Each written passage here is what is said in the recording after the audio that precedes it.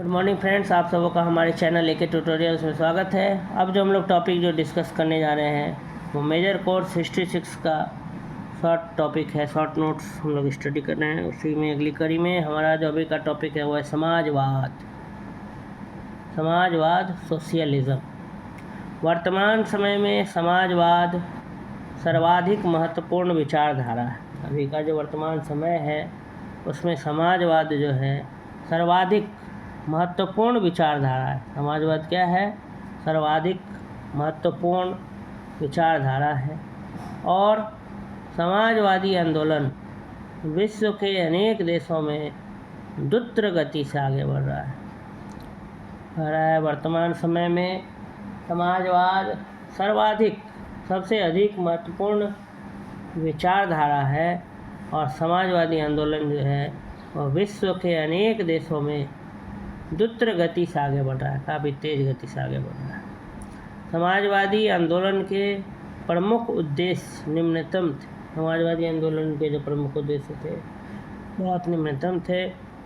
पूंजीवाद का विरोध करना, नंबर 1, व्यक्तिगत संपत्ति की व्यवस्था का उन्मूलन, उत्पादन के साधनों पर समाज का स्वामित्व एवं नियंत्रण, आर्थिक विषमता का उन्मूलन, राष्ट्रीय आय का समान वितरण, निम्नतम व्यक्ति के जीवन की अधिकतम सुखी बनाना, स्पर्धा के स्थान पर सहयोग को बढ़ाना और सबों को स्वतंत्रता, समानता एवं न्याय प्रदान करना आदि।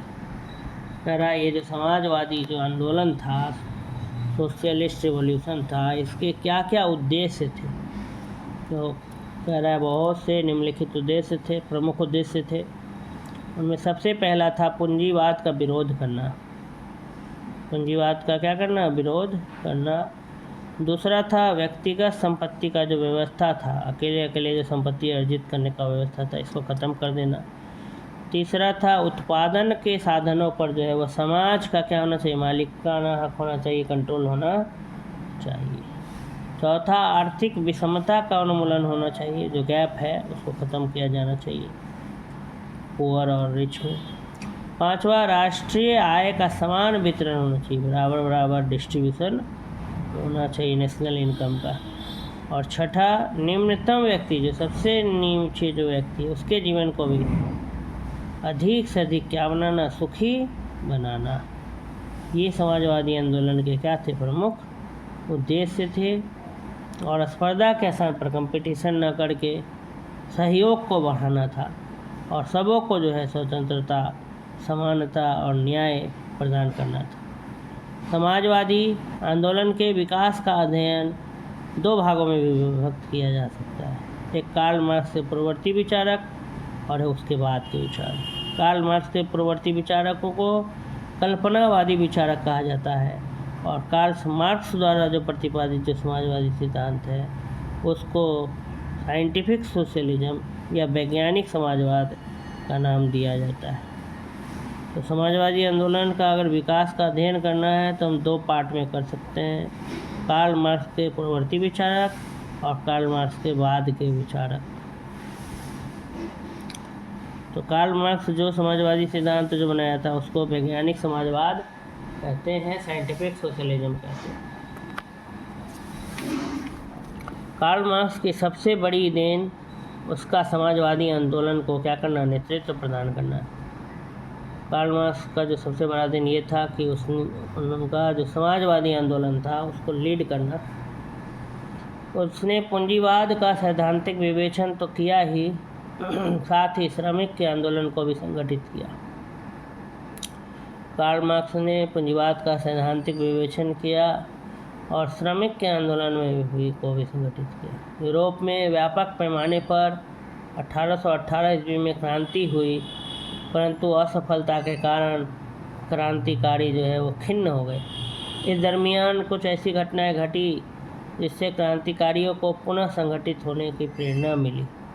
रूस के क्रीमिया युद्ध में पराजय, 1859-1860 में राष्ट्रवादियों की इटली में सफलता, कृषि दासों को 1860 ईस्वी में जार अलेक्जेंडर द्वारा विमुक्ति की घोषणा और 1863 में समाजवादी क्रांतिकारियों को पोलैंड के विद्रोह से पर्याप्त प्रेरणा मिली थी, इंस्पिरेशन मिला था।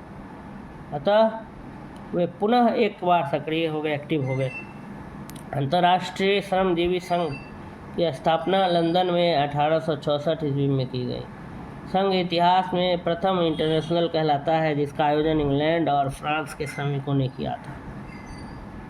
इसका लक्ष्य राजनीतिक सत्ता प्राप्त करना है। अतः विश्व में समाजवादी क्रांति लाने के उद्देश्यों से प्रथम इंटरनेशनल को एक सामान्य निदेशालय मान लिया गया था। इसकी प्रस्तावनाओं में स्पष्टता कहा गया था कि श्रमिकों का उद्धार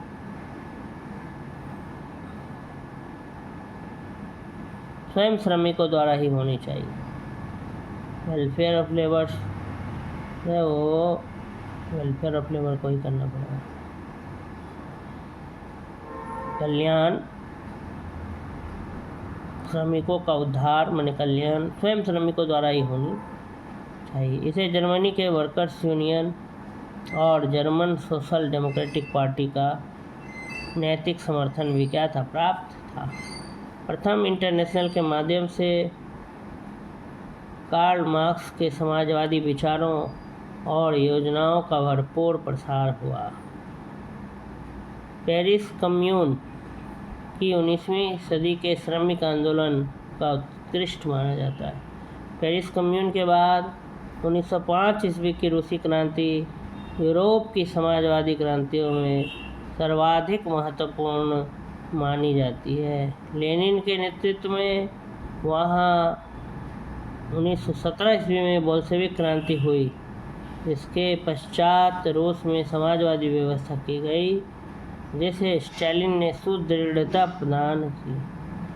समाजवादी आंदोलन को अंतर्राष्ट्रीय स्वरूप प्राप्त करने के उद्देश्य से मार्क्स और उसके अनुयायियों द्वारा एक नए सोशलिस्ट इंटरनेशनल की स्थापना की गई, जो इतिहास में द्वितीय इंटरनेशनल, सेकेंड इंटरनेशनल के नाम से जाना जाता है। कि समाजवादी आंदोलन को अंतर्राष्ट्रीय स्वरूप प्रदान करने के उद्देश्य से मार्क्स और उसके अनुयायियों द्वारा एक नए सोशलिस्ट इंटरनेशनल की स्थापना की गई, जो इतिहास में द्वितीय इंटरनेशनल के नाम से जाना जाता है। तो ये वीडियो जो है यहीं पर समाप्त होता है। अगर आपको मेरी वीडियो अच्छी लगी तो लाइक और सब्सक्राइब करना ना भूलें। धन्यवाद।